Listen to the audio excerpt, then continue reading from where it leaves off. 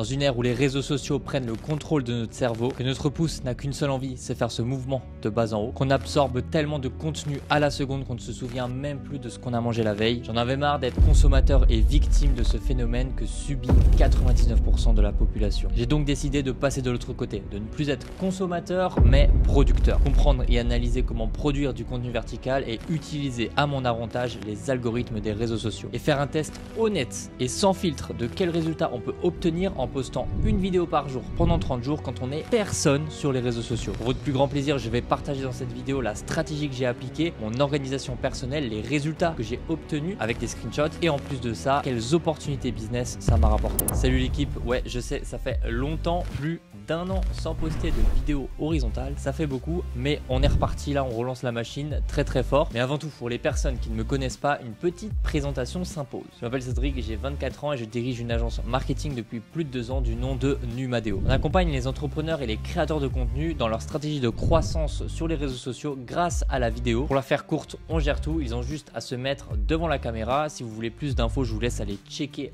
notre site web numadeo.fr. Enfin bref, avec tous les entrepreneurs qu'on accompagne et les success stories qu'on crée sur les réseaux sociaux, à un moment, il y a quelque chose qui m'a interrompu. Bordel, on crée des influenceurs, des influpreneurs, mais pourquoi je n'applique pas cette sauce magique à moi-même? Vous connaissez bien entendu l'expression du cordonnier le plus mal chaussé, j'étais exactement dans cette situation. Donc là, l'objectif, c'est d'utiliser la puissance des réseaux sociaux en un minimum d'efforts, bien entendu, grâce à la vidéo verticale. Je ne vais donc pas simplement poster des vidéos sur TikTok, je vais poster le même contenu sur Instagram Reels, Facebook Reels, YouTube Shorts et TikTok. Et pour ce faire, je vais appliquer une stratégie très simple qui est de 30 vidéos en 30 jours, une vidéo par jour pendant un mois pour voir les résultats concrets que je vais obtenir et je vais vous partager exactement ce que j'ai réalisé pendant cette vidéo. Donc restez vraiment jusqu'à la fin parce que je vais vous partager exactement le nombre d'abonnés, le nombre de vues, je vais tout vous partager pour que vous puissiez comprendre la puissance des réseaux sociaux. Avant de vous expliquer quelle stratégie j'ai développée, comment je me suis organisé, comment j'ai préparé mes contenus, etc., je vais vous expliquer juste un petit peu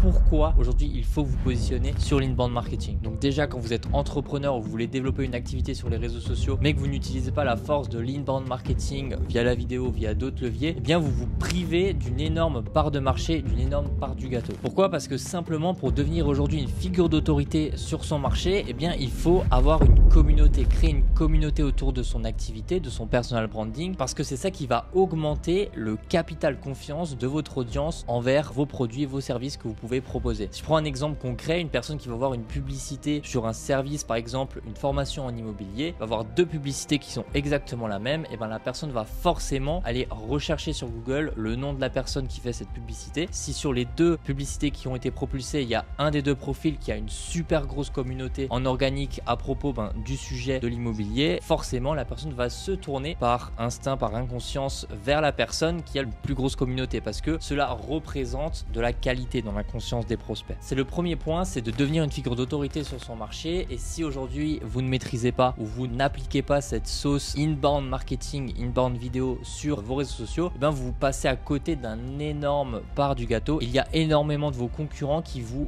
piquent tout simplement des prospects, qui vous piquent de l'argent parce que eux ils utilisent ces leviers là. Aujourd'hui dans le business, vous allez forcément faire de la publicité. Et quand vous faites de la publicité, eh bien vous êtes dépendant de la publicité. Ça veut dire que si demain vous avez des campagnes qui tournent sur Facebook par exemple, eh bien Facebook décide tout simplement de bannir votre compte publicitaire, eh bien vous êtes coupé de ressources, vous êtes coupé de ressources de prospects. Et si vous n'avez pas une communauté, une base inbound avec laquelle traiter, potentiellement lancer une offre en inbound, et ben vous êtes tout simplement cut sans rien. Vous êtes aussi dépendant de l'augmentation des coûts publicitaires, c'est-à-dire que demain, une nouvelle loi, une nouvelle technologie, quelque chose qui se passe dans l'écosystème publicitaire des réseaux sociaux, et bien vous pouvez doubler, tripler, quadrupler votre coût par lead et par conséquent ne plus tout être rentable. Donc vous êtes de nouveau dépendant de la publicité. Ensuite, un autre point, c'est très simple et très rapide à faire. Je vais vous présenter dans cette vidéo comment en une journée et demie à peu près vous pouvez réaliser 60 contenus vertical très facilement. Donc il n'y a pas de barrière à l'entrée, vous pouvez très aisément créer du contenu qualitatif tant sur le fond que sur la forme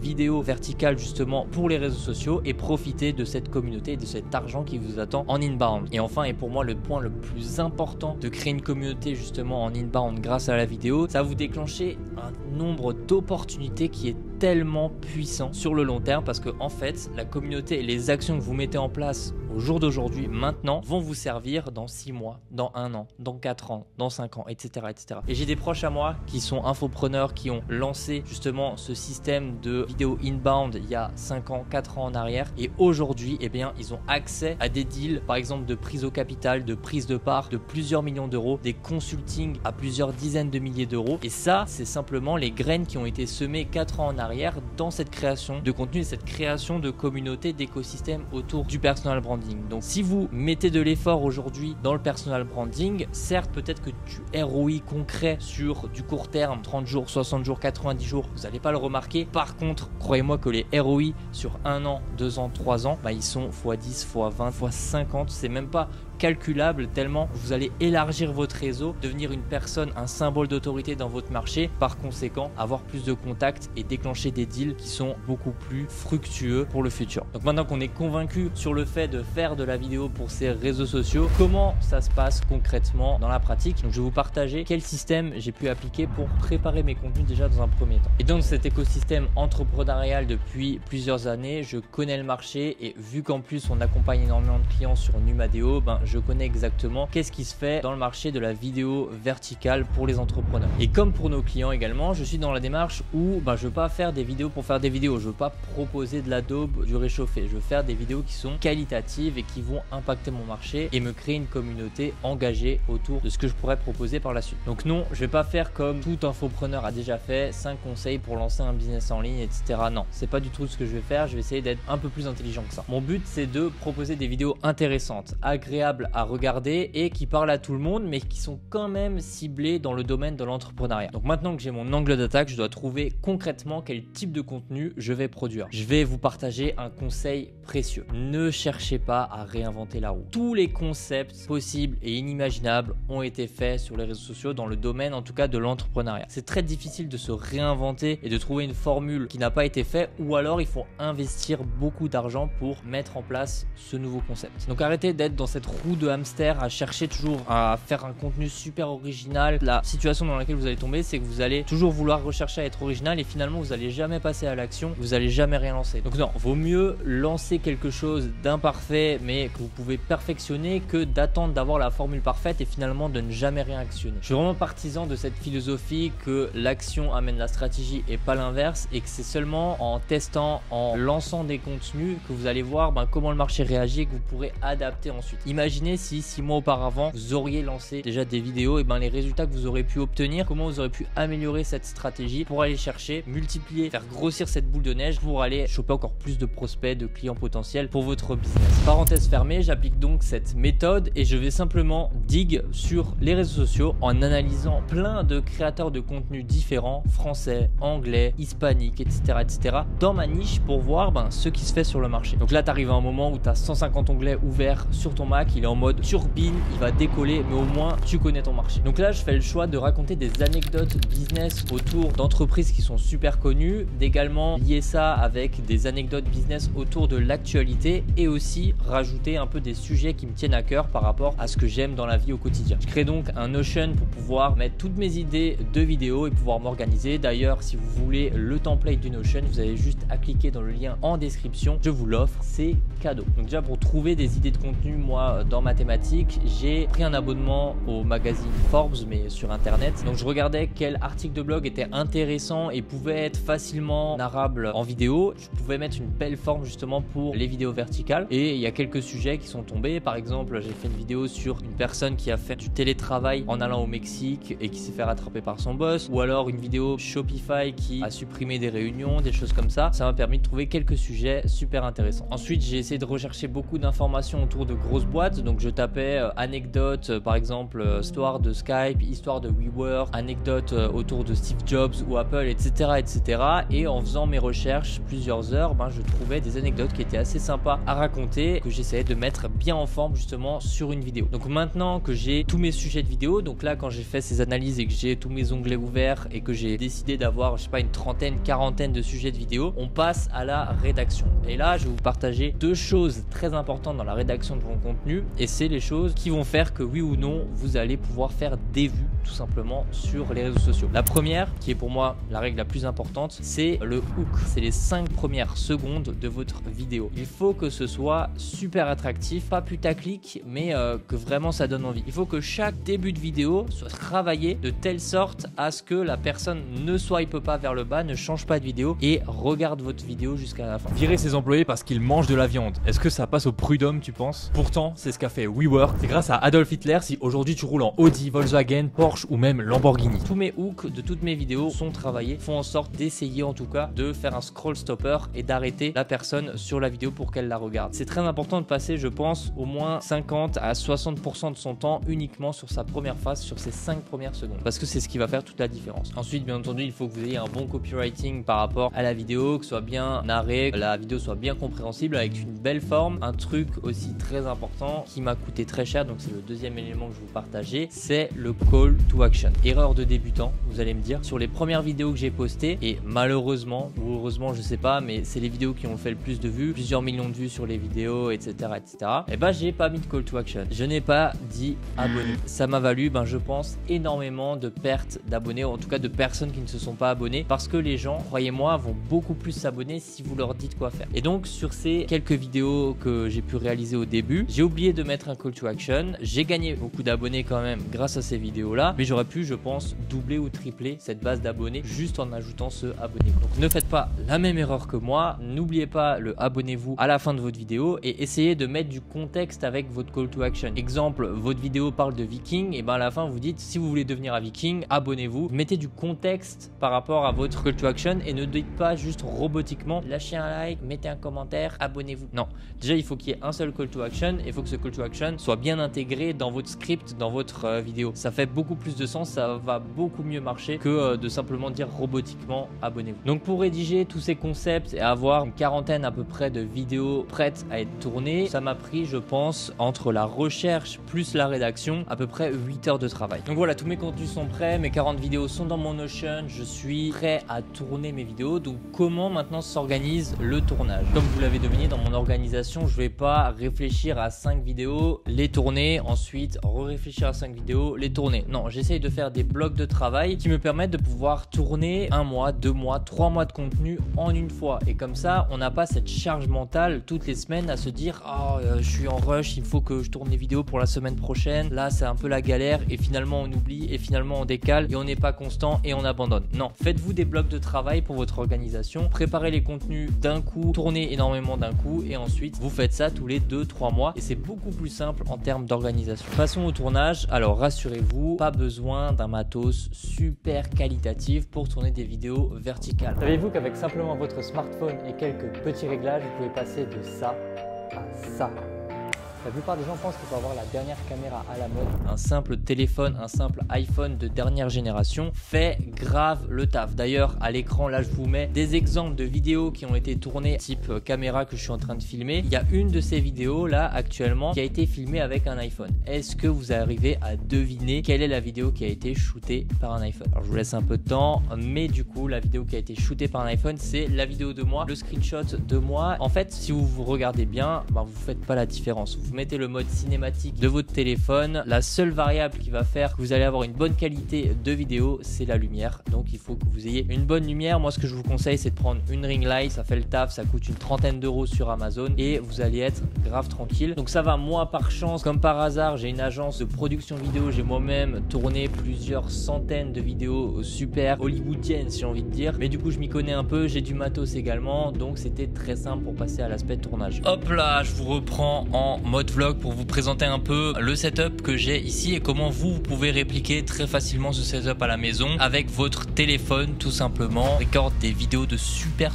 bonne qualité. D'ailleurs, une astuce super importante à mettre en place dans le tournage, c'est simplement de s'abonner à cette chaîne YouTube et de lâcher un petit like, ça me ferait trop plaisir. Pas beaucoup d'efforts pour vous, mais pour moi ça représente beaucoup. J'espère que ce contenu vous plaît et on enchaîne avec les autres astuces. Au niveau du bureau, très simple, un setup des plus classiques. Je vous disais justement le plus important c'est la lumière. Donc ici on a simplement une lampe de bureau, voilà, très simple, qui fait office de lumière pour m'éclairer sur la chaise tout simplement. On a ici une autre lumière un peu secondaire, voilà, que je peux un peu avancer pour aussi m'éclairer d'un autre côté. Donc voilà, la chose la plus importante quand vous êtes devant une caméra, c'est de vous éclairer vous pour vous détacher de l'arrière-plan. Ensuite, la deuxième chose la plus importante, c'est effectivement cet arrière-plan. Donc ne vous filmez pas à 5 cm du mur blanc parce que vous aurez aucune profondeur de champ et donc ce sera pas qualitatif. Donc c'est pour ça que ici je suis au bout de la pièce, il y a tout ce fond, cette profondeur de champ, parce que il y aura cet effet flou qui est super qualitatif que vous pouvez mettre grâce au mode cinéma de vos téléphones ou simplement avec le capteur de base de la caméra. Et quelque chose de très important, dans votre fond justement, vous allez pouvoir mettre de la lumière. Donc mettez des lumières d'ambiance, par exemple dans votre salon, voilà, que ce soit des LED de couleur, que ce soit des lumières très simples. Voilà, aussi si j'ai un éclairage qui éclaire aussi ce côté-là, mettez ce genre de lumière là, ça va tout simplement mettre une ambiance en fond. Je vous ai mis justement des screenshots d'exemples d'ambiance facecam que vous pouvez mettre en place. Bien essayer de répliquer ce genre d'ambiance. Et ensuite, la dernière variable la plus importante dans un tournage, eh bien c'est le son. Donc ici le microphone Shure, très basique, ça coûte à peu près 300 € avec un bras de micro, etc. Vous pouvez connecter directement à votre ordinateur. Le son est super qualitatif. Ou sinon vous pouvez utiliser un micro cravate que vous pouvez connecter directement à votre téléphone. Et ensuite pour finir, il y a la ring light ici. Comme vous voyez, ça coûte une trentaine d'euros. Vous avez ici l'élément pour mettre votre téléphone. Vous filmez directement grâce à cette ring light. Vous pouvez changer les couleurs. Voilà, il y a télécommande, change les couleurs. Voilà, bim bam boum, il y a plein de couleurs différentes. C'est super joli. Ça m'a donc pris 4 heures pour tourner à peu près 45 vidéos. Et toutes les 4-5 vidéos, je changeais de tenue pour brouiller les pistes et faire en sorte que le viewer ne s'habitue pas à mon style vestimentaire. Donc une fois ce tournage terminé, maintenant j'upload tout sur un Google Drive pour passer à la prochaine étape, le montage et la publication sur le réseau. Alors une petite astuce, organisez vraiment bien votre drive, faites un dossier par vidéo à chaque fois, ça va vraiment aider votre monteur dans son organisation. D'ailleurs pour le montage, je vais pas vous le cacher, c'est un membre de mon équipe chez Numadeo qui s'en est occupé, assez simple pour moi également vu que je fais ça au quotidien avec ma team. Et surtout quelque chose de très important en tant qu'entrepreneur et de CEO, je n'avais pas le temps et vous n'avez pas le temps de faire ce genre de tâches opérationnelles. Votre temps est précieux et vous ne devez pas le passer à apprendre le montage vidéo, bidouiller des choses sur un logiciel de montage. Non, déléguez ça à une équipe, que ce soit avec Numadeo ou avec un freelance, de professionnels qui connaît ce marché-là, qui peut justement vous accompagner avec une DA super stylée, super qualitative et ça va forcément lui prendre 3 fois moins de temps que si vous devez le faire vous-même. Donc oui, ça a un coût de déléguer cette partie-là, mais croyez-moi, vous avez tellement mieux à passer du temps sur des tâches à haute valeur ajoutée. Et en coordination avec le montage, j'ai travaillé avec une autre personne de mon agence, de ma team Numadeo, qui est une community manager qui s'occupait de la publication chaque jour sur les réseaux sociaux. Personnellement, j'ai simplement donné l'ordre de publication que je voulais par rapport aux actualités, à l'affinité que j'avais sur les sujets. Elle a donc géré les horaires, les hashtags, les publications sur les 4 différents réseaux, donc Instagram, TikTok, Facebook et YouTube Shorts. Alors je vous mets à l'écran là quelques exemples de descriptions qui ont pu être appliquées sur les différents réseaux sociaux. Un truc important, et je vais être clair là-dessus, c'est clairement pas la description qui va faire que votre contenu va percer ou non. C'est important effectivement de résumer dans la description la vidéo sur le sujet sur lequel vous parlez, parce que les algorithmes des réseaux sociaux vont comprendre les mots-clés qui sont utilisés et donc pousser votre vidéo sur une niche de personnes qui sont intéressées par ce sujet-là. Je reprends le sujet de l'immobilier, mais si vous utilisez des mots du champ lexical de l'immobilier dans vos descriptions et dans les hashtags, et forcément la vidéo va être push sur des personnes qui consomment le type de contenu qui est lié à l'immobilier. Vous allez toucher votre cible. Donc le wording et la description, elle est importante pour être bien calibrée par les algorithmes dans la niche dans laquelle vous visez, mais c'est clairement pas ça qui va faire que vous allez percer. La seule et unique variable qui fait que votre vidéo va exploser, c'est la vidéo en elle-même, le contenu, votre hook, c'est tout. Donc voilà, tout est prêt pour lancer la fusée des vidéos verticales sur les réseaux sociaux. Donc voyons maintenant quels résultats ça m'a apporté et qu'est-ce que j'en ai tiré. Donc je vais vous donner directement les résultats et ensuite je vais vous partager les petits hacks, les petites leçons que j'ai tirées de ces résultats et de ces plus de 30 jours de vidéos postées sur les réseaux sociaux. Donc je vais regarder là mon écran pour vous partager les chiffres par rapport aux différents réseaux. Donc sur YouTube, en 30 jours, on a généré 3,2 millions de vues. assez insane. C'est vraiment le réseau, je pensais pas que ça allait autant percer. Les shorts YouTube ultra puissants et on a généré des stats de dingue. TikTok 1 50 000 vues, Insta et Facebook mélangés parce que en fait avec la fonctionnalité et la liaison des deux comptes, le contenu était push sur les deux réseaux sociaux. On a généré 180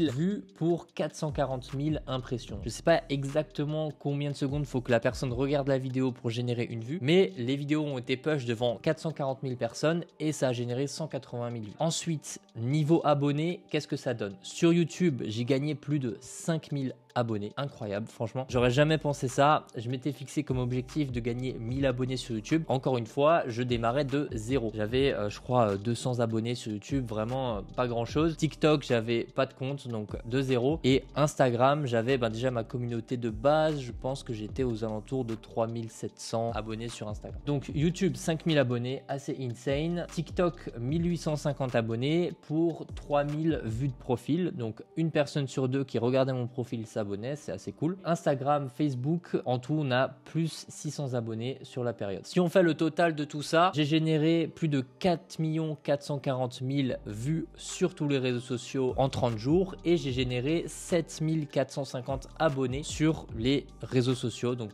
en 30 jours. Pour moi, je trouve que c'est une assez bonne réussite parce que vraiment, encore une fois, je commençais de zéro. J'ai réussi à créer une communauté autour du business de l'entrepreneuriat de 7500 personnes en partant de rien en 30 jours. Et ça m'a pris une journée et demie de travail. Une demi-journée pour rechercher les sujets, une demi-journée pour les rédiger, une demi-journée pour les tourner. Ensuite, mon équipe a géré le montage et la publication sur les réseaux. C'est vraiment pour moi un très bon investissement de temps de se concentrer sur l'inbound et la vidéo. C'est des stats que vous pouvez très largement surpasser. Je connais des personnes qui ont généré beaucoup plus d'abonnés, beaucoup plus de vues et beaucoup plus d'opportunités que moi. Mais dans tous les cas, si vous mettez en place ces stratégies-là, ce sera bénéfique pour vous dans tous les cas. Donc voilà, vous avez les stats concrètes appuyées par des screenshots. Maintenant, je vais vous partager quelques tips, quelques hacks que j'ai pu analyser, que je peux vous remonter après ce plus de 1 mois de publication au quotidien sur ces 4 réseaux sociaux. Parlons de Instagram dans un premier temps. Déjà, il y a une chose que j'ai A/B test, c'est est-ce que la publication de sa vidéo, de son Reels en story influence les statistiques? La réponse est non. En fait, ça sert à rien de publier vos vidéos en story parce que la vidéo en story, déjà, elle va être push uniquement à vos propres abonnés. Déjà, ça limite la taille de l'audience. Et ensuite, en général, quand par exemple vous avez 3000 abonnés, vous avez uniquement 500, 600, 700 personnes qui vont voir votre story. Donc déjà, vous limitez l'échantillon de personnes qui peuvent voir la vidéo. En plus de ça, le fait est que quand vous partagez une vidéo en story, le push de la story, il est divisé par 2 ou par 3. Je sais pas si vous l'avez déjà remarqué, mais quand vous mettez une story d'une photo de vous, super quali, etc., vous allez taper, je reprends cette base de 3000 abonnés, 4000 abonnés parce que c'est dans la base dans laquelle je suis, je vais aller taper du 1000, 1100 vues. Par contre, quand je vais partager un Reels de mon feed ou un Reels à moi en story, ça va faire 300, 400 vues. En fait, ça, entre guillemets, shadowban les vues story parce que c'est du contenu qui n'est pas intéressant pour l'audience. Pendant une dizaine de jours, on propulsait le contenu en story. Après, on l'a plus propulsé en story. Et résultat, on a fait plus de stats après quand on ne publiait pas en story. Et donc, ça influence zéro de mettre ces vidéos en story. Ensuite, pour l'algorithme Insta, ce que j'ai remarqué, en fait, c'est un diesel. C'est-à-dire qu'au début, vous allez faire quelques centaines, milliers de vues, etc., etc.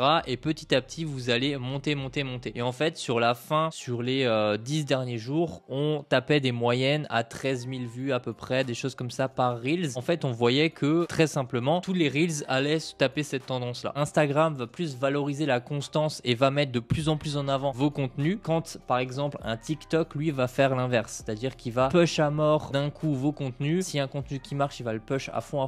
Derrière, ce que j'ai analysé, ensuite, on était sur des quelques milliers de vues. Ça a push à fond et ça a un peu réduit. Après, on était sur une stabilité pendant les 20 derniers jours autour de 1000-2000 vues. Donc voilà, c'était assez bizarre, sachant que sur d'autres réseaux, les vidéos faisaient de la perte. Pour rebondir aussi par rapport à TikTok, et je pense que c'est ça qui a fait que je suis arrivé dans cette phase où on a monté puis redescendu, il y a une notion de shadowban sur TikTok malheureusement. En fonction des sujets de quoi vous allez parler, TikTok va vous censurer, tout simplement. simplement. Donc j'ai fait une vidéo qui parlait de OnlyFans, j'ai fait une vidéo qui parlait de Andrew Tate, j'ai fait une vidéo qui parlait de Hitler. Ces vidéos là, genre littéralement, elles ont fait 1 ou 2 vues. Ça n'arrive jamais sur TikTok, simplement parce que TikTok a identifié de quel sujet je parlais et je pense que c'est des mots-clés qui sont tout simplement red flag et qui sont stoppés. Je n'ai pas du tout perf sur ces vidéos là et je pense que ça a vraiment influencé le compte derrière qui n'était plus push, parce qu'à partir de ce moment là, les vidéos que je publie après, même si elles n'avaient pas de contenu red flag, n'étaient plus push. Ensuite, pour parler de YouTube, je vais vous mettre un petit screenshot pour vous illustrer un peu ce que je vous parlais. Mais là vous voyez 3 fois la même vidéo qui a été publiée sur Instagram, TikTok, YouTube 24 heures après publication. Donc voilà les stats qu'elles font. Et ici vous avez les mêmes vidéos mais 1 mois après publication. Bon, vous voyez que les stats sont complètement différentes. C'est-à-dire que YouTube, lui, sur le court terme, en fait, il va push votre vidéo pendant 2 heures ou 3 heures et ensuite il va arrêter. Littéralement, il arrête de push votre vidéo. Je ne sais pas pourquoi. Donc vous allez des fois taper 800 vues, des fois 2000 vues, des fois 20 vues. Et en fait, je sais pas pourquoi, 4 jours, 5 jours, 6 jours après, la vidéo, elle recommence à être push petit à petit. Et si justement sur ce deuxième push, l'audience elle accroche et il y a un bon watch time, il y a un bon ratio like, il y a des commentaires, etc. Et ben elle va être continuée à push, à push, à push. Pendant genre 1 mois et demi, les vidéos elles continuent à être push. Et c'est pour ça qu'on a généré des stats de dingue, plus de 3 millions de vues sur YouTube. Simplement, les vidéos étaient push sur le long terme. Donc il faut pas paniquer quand sur YouTube vous postez un short et que ça fait pas de vues. C'est vraiment un game du long terme YouTube, et YouTube va push vos contenus vraiment plusieurs jours, plusieurs semaines après publication. Donc voilà en tout cas mes analyses par rapport à ça. Donc voilà, vous savez tout sur qu'est-ce qu'aujourd'hui les vidéos verticales peuvent apporter à votre business. Vous l'avez compris, ça peut vous rapporter très très gros. Vous avez en toute transparence tout ce que j'ai pu mettre en place, que j'ai pu analyser dans ce challenge 30 jours entre guillemets. Et je suis assez sommaire sur tout ce que j'ai pu implémenter, sinon la vidéo elle ferait 3 heures de contenu. J'ai d'ailleurs fait une conférence à ce sujet là. On a littéralement duré plus de 2 heures sur la conférence. J'ai essayé de vous partager le plus d'informations qualitatives par rapport à mon expérience personnelle. Moi, comme je vous l'ai dit, ça m'a pris 1 journée et demie de temps. Ça m'a coûté à peu près 1500 € de mettre en place tout ça. Et donc concrètement en termes d'opportunités business, on a pu signer 3 nouveaux clients grâce à cette stratégie inbound sur notre agence, donc très largement rentabilisé. En plus de ça, j'ai eu plusieurs contacts autour du business avec qui on échange maintenant quotidiennement sur diverses opportunités autres que l'agence. Comme je vous ai dit, rien qu'en 30 jours, j'ai pu développer un réseau très très puissant dans l'entrepreneuriat grâce au push de ces vidéos verticales. Donc pourquoi vous en priver? Pourquoi